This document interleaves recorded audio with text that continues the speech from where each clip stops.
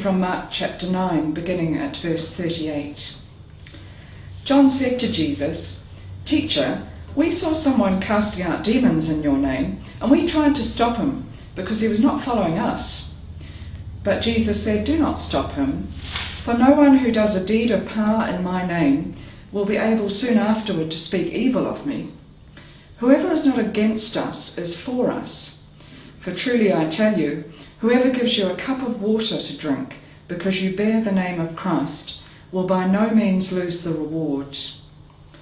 If any of you put a stumbling block before one of these little ones who believe in me, it would be better for you if a great millstone was hung around your neck and you were thrown into the sea. If your hand causes you to stumble, cut it off. It is better for you to enter life maimed than to have two hands and go to hell, to the unquenchable fire. And if your foot causes you to stumble, cut it off. It is better for you to enter life lame than to have 2 feet and to be thrown into hell. And if your eye causes you to stumble, tear it out. It is better for you to enter the kingdom of God with 1 eye than to have 2 eyes and to be thrown into hell, where their worm never dies and the fire is never quenched." Well, Jesus certainly used some dramatic sort of sayings, didn't he, to make his point. Yeah, pretty tough stuff that, isn't it? It's yeah. But I actually think we should just go back a little bit, Jenny, because it's too easy to pick out a thing and say, "Wow, this is so difficult. What on earth do we do?" But this passage is part of what we've been reading over the past few weeks, of that really dramatic turn in Mark's Gospel, when Jesus begins to intentionally and deliberately to set his face towards Jerusalem and to go on a pilgrimage, really. Yeah. And all sorts of things happen along the way, including the Transfiguration, where they go up on the mountain, Jesus appears with Moses and Elijah, and when they come down, they meet up with the other disciples who have been trying to cast out a demon.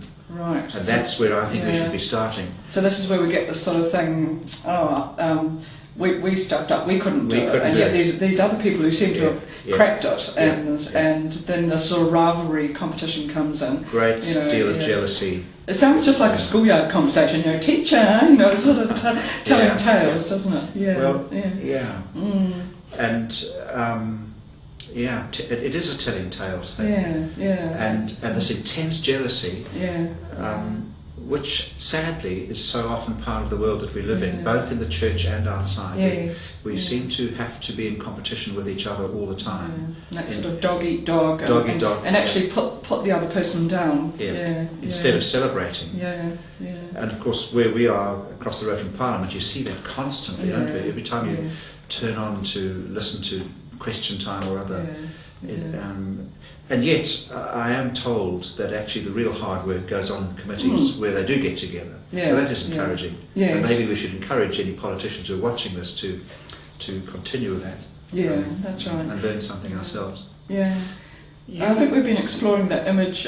We've just been walking on our labyrinth, which we've got set up at the moment, which is actually a very ancient way of prayer.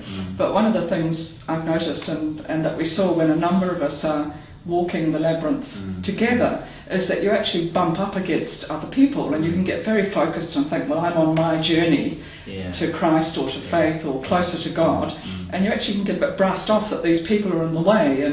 Which is not unlike what you're saying, isn't it? So how do we cope with other people who are on the same journey when it's actually my journey?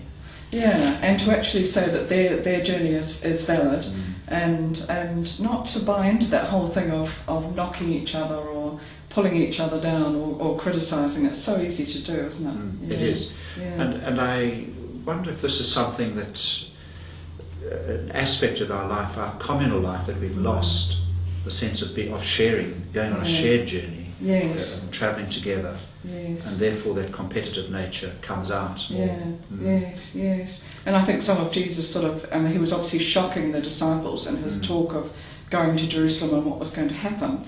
And they were sort of probably quite enjoying the sort of, this is really good, we're on a roll here.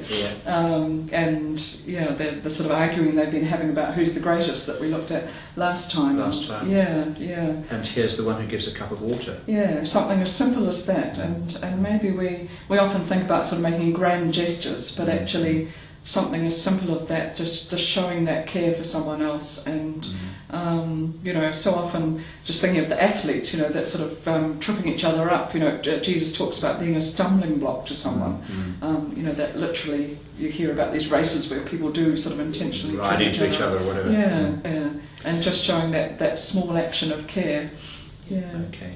And just to come back, Jesus is not literally saying cut off your foot or your arm. No. I think we should just make that point. So I think it's the huge shock contrast, and Mark quite likes some of these contrasts in language. Actually, even as I read it, we tend to focus on those bits, but I noticed again and again he's saying, enter into life.